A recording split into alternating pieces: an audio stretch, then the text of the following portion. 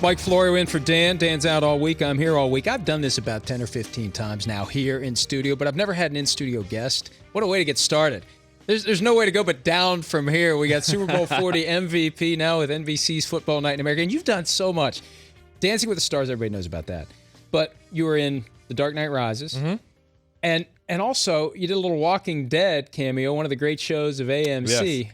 That was awesome. And you were not Hines Ward in that, were you? No, unfortunately I was the zombie, and I was still wondering how did I become a zombie? Because were you Hines Ward as a zombie though? Yes. So it was you. It was you.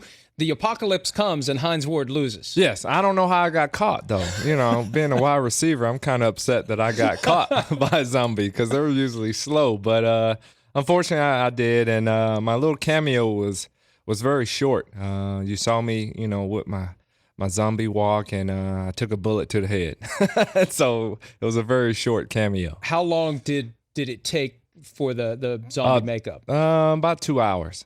And, you really get the essence of all the scary movies, growing up as a child watching the Thriller concept of Michael Jackson. I really felt like I was a part of that. I actually started dancing like one of the zombies on the Thriller. So I got a kick out of it. It's a big honor. I'm a big fan of the show. So for me, it was a great opportunity for me to get all dressed up and get into the scary scene. Did you have any zombie lines? No, we're working on that. Next year, hopefully, I'm trying to. Well, you're dead though. You've been shot. You're gonna have to be somebody else. You can never kill a zombie though. Yeah. I don't think. We've gone through today Todd Fritz's reaction to having John Elway on the program. I saw the man crush he had. He had a big smile. He almost didn't want to hang up the phone. He was like, "Are you there, John? Do you get hang that? Up? Huh? You know what? I get it from fans, more from Dancing with the Stars. I'm probably more. You would think you play 14 years, you win 2 Super Bowls, Super Bowl MVP. I get guys coming up to me on the street or at the gas station saying, "You know what? You was one hell of a dancer." I would think that they was, I did play football for 14 years, but I get more being more, recognizable out there in the streets because of Dancing with the Stars. I can't imagine though that you can walk very far in Pittsburgh without being stopped. I love everything about Pittsburgh, but they really treat the football players and like icons. Wherever you go, they're just passionate about their team. And then addition with Dancing with the Stars, the whole city helped. They were glued to the television, voting on their phones and computers at home. So it was more like a team thing. I did my job in the ballroom, and the fans in Pittsburgh and Steeler Nation, they did their job voting. Well, now your job primarily consists of covering the NFL as part of Football Night in America. One of the big stories that's been unfolding this week is the handling of the RG3 situation. He wants to play in the preseason. He comes out and says it. Mike Shanahan says he's not going to play. Then yesterday, RG3 goes up to the microphone, and here's what he had to say yesterday. Just want everybody to know if there's any questions about if there's a rift between me and Coach or if there's a conflict. There is no conflict. Coach is coach. I'm the player. Coach has a plan, and I'm abiding by that plan. I'm doing everything the coaches are asking me to do. I trust those guys. They want me to have a long career, and that's what the part of this plan is about. Yesterday I voiced my opinion about it because I was asked about it, and that's been twisted and turned and tried to put against this team, and that's not what we want. Like I said, coach is coach. Kirk, Rex, and Pat have done a great job all off season with the team, getting in and out of the huddle and making plays. And it's an honor for me to be in the quarterback room with those guys. Does he make it worse by going back yesterday and talking about it some more, or should he just let it die? Well, I think he did a good job of coming back and really just, killing all the craziness that comes with it. But, being the franchise quarterback and being a dynamic player like he is, you just have to be careful. Sometimes you don't have to always answer every question. You can kind of give the PC answer, because when you're sitting there, you want to play, the coach telling you not to play, and then you're saying, well, I want to play, sometimes I agree and don't agree with the coach's decision. Then you just open up a can of worms for people to dissect what you mean. And isn't it better then to just Not talk about it at all. Just I mean, this is why guys like Bill Belichick, they get criticized, but if you don't talk about injuries, this is never an issue. Correct. And we always had a policy in Pittsburgh, put it on the head coach. Don't really, give a percentage of when you think you're going to play or how bad, you're injured. Just put it on the coach, say it's day-to-day. That's kind of, the PC answer. It's day-to-day. And if you do that, normally you'll be fine. Did you have guys who were maybe more injured than the coach was saying and it was affecting their performance and they were frustrated because, it just looks like all of a sudden I can't play. I've got an injury and they're not telling the people that I'm injured. Yeah, I mean, that comes along. That's happened to a lot of players that I played with. I know Troy was probably more banged up than anyone, but he went out there to try to play, and then now people are criticizing him as he's losing a step or whatnot. As a teammate, when you get into the latter part of the season, everybody's pretty banged up, but you really don't want to get into talking about it. I know Ben went down with a couple injuries or whatnot, and, as a teammate, you kind of get tired of talking about it because you really don't want to talk about it. If you're able to get on that field, then you should be able to play and perform at a high level. The bounty scandal from last year has kind of made it forbidden for NFL players to talk about trying to injure other players, but when a guy is injured and opponents know it, they target it, don't they? Yeah, they do. The first thing when I looked at the scouting report was looking at all the injuries. And if I was going against a cornerback and he had a left knee or a left contusion on his leg or whatever, needless to say, I'm circling that. I'm cut blocking all the time. And that's how I kind of got considered one of the dirtiest players. Being here now on the same team as Rodney, working with NBC, is kind of crazy because we have the same mentality. He looked at the scouting report and said, okay, Hines has a right arm. So when he tackled me, he tried to bend my arm or something to try to inflict more pain on it. But it's not really dirty. If you're out there, it comes along with the scouting report, you're just trying to get the edge to trying to mentally wear him down and physically try to get him out the ballgame. In 2009, a poll of players conducted by Sports Illustrated named you the dirtiest player in the league. And then when you retired, there was a fan poll. 63% said you weren't dirty. I mean, what's your reaction when people say you were dirty? Well, I just didn't want to get the misconception of people who really didn't know the style of play of who Hines Ward was as a player. I didn't want them to say, well, this guy's out here trying to hurt everybody and trying to take food off their table or whatever. But for me, I just played the game that, that I've always played. There's nothing wrong with cut blocking. If you don't wear, thigh pads or knee pads as a defensive back, then I'm going to try to cut you. And if I get an opportunity to hit you, I always took the approach, I'm going to hit you before you hit me. Because I know when I go across the middle, nobody's going to tackle me softly. They're going to try to rip my head off and try to, take the smile off my face. So every opportunity I got, if you had a different colored jersey, I was going to take my shot. If that happens like today, if you were coming in as a rookie, can guys still get away with that, or is it shifted? Is there like this unwritten rule that guys aren't going to do things that technically aren't illegal, but well, frowned upon? I just now, everybody's the league is kind of, trying to buckle down on the safety of the game and whatnot. And I understand that sense, you can't blindside guys or whatever, but, it's still football. I don't care however you want to do it. When you get two grown men going full speed and they collide, unfortunately, your brain is going to shake. And, it's nothing that you can do about it. It's a violent game. We know as players what we sign up for, regardless. That's why you see RG3 and all these guys who are hurt, they're trying to get back in the game and play. When you're dealing with concussions, a lot of guys who have concussions, they don't want to sit out. No, I just got my bell rung. When you say that, a lot of doctors are going to, sit you out. But sometimes you're going to have guys lying to doctors because they know the severity of concussions. How many injuries do you think you hit over the course of your 14 years? Man, tons. I mean, because I never wanted to miss any games because those are games that I know I will never get back and when it's all over. So I was one of those guys, I hated missing ball games. Preseason, I didn't care for. I can miss all preseason. I mean, it was, towards the latter of my career, Coach Tomlin gave the veteran guys golden tickets in their lockers. So if you had one of those Willy Wonka golden tickets, that means you wasn't going to play in the game. So we look forward to that. And that's why I don't understand why RG3 wants to get out there and play. Now, you made it through 14 years in the NFL, and it's not like you're retired in the sense of sitting around. You're training, and we'll talk more about this, for an Ironman triathlon coming up in October. Is there a lingering football injury that's giving you trouble as you do that? No, unfortunately, luckily for me, I got out the game fairly healthy. You still have, you wake up, you're sore, your joints ache, your knees, your ankles, everything, seems to hurt, but That's to be able age. to, That's age.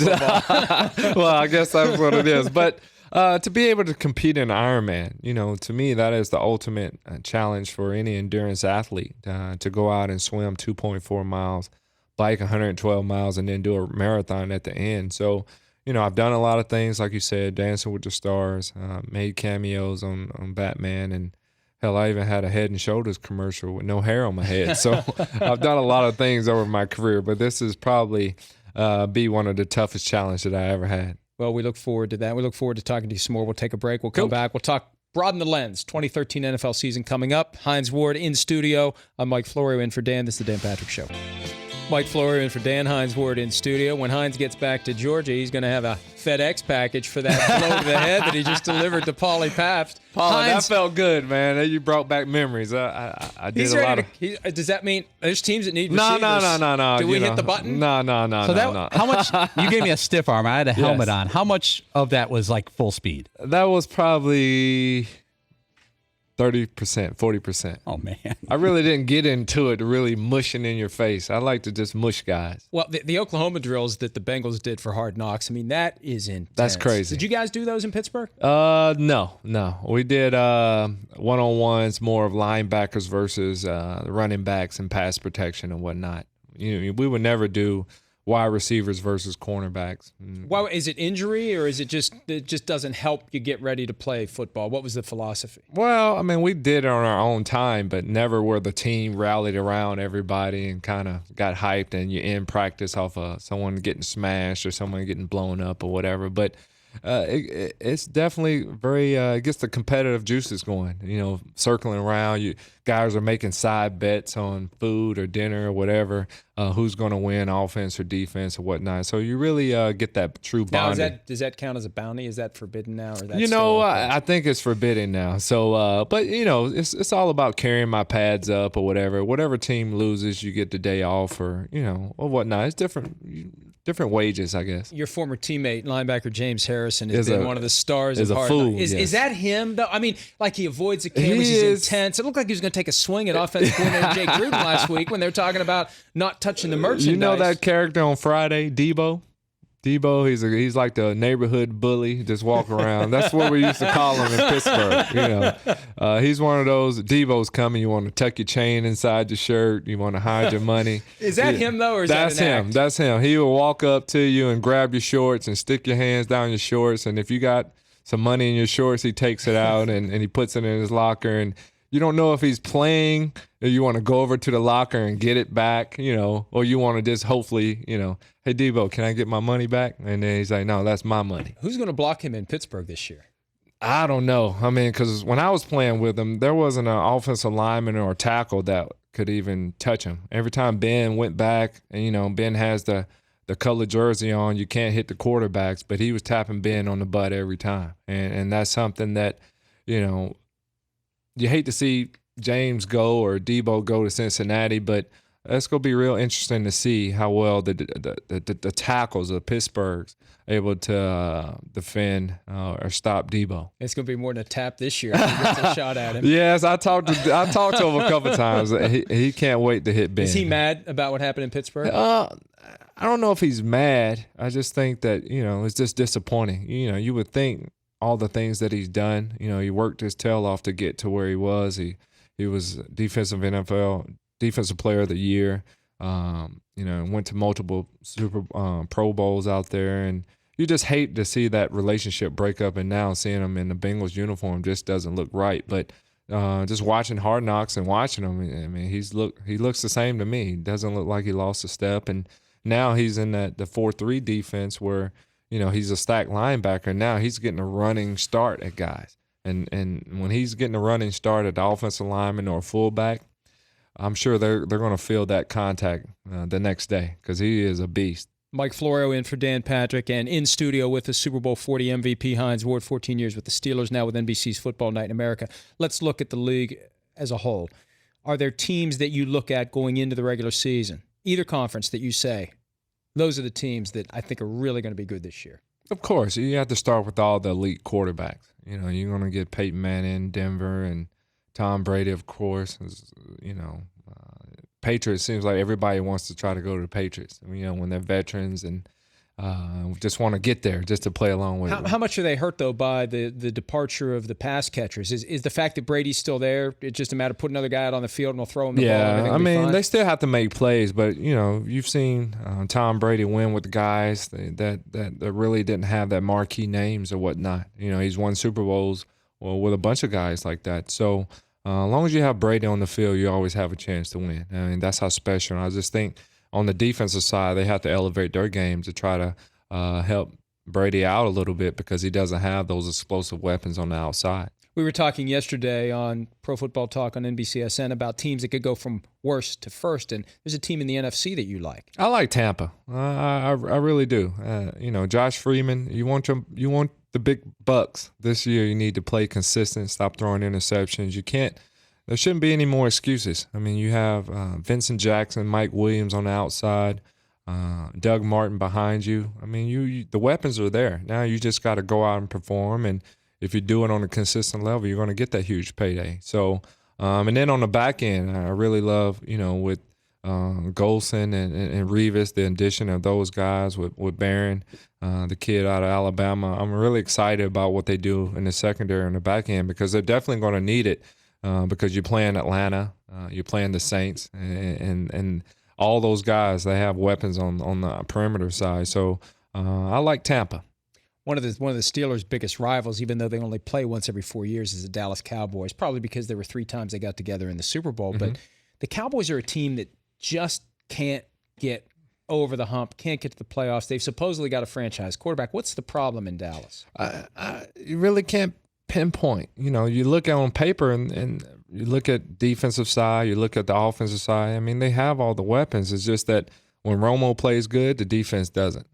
And when Romo plays bad, the defense plays good. So it's just a matter of getting everybody on the same page and having that continuity and some help supporting each other. The defense and offense, special teams, all these guys got to play together at one time. And it seems like when the offense and defense does play well, then somebody lets them down on special teams, you know, and that's just kind of been the mode of why they can't get over the hump. What is Tony Romo's reputation among NFL players?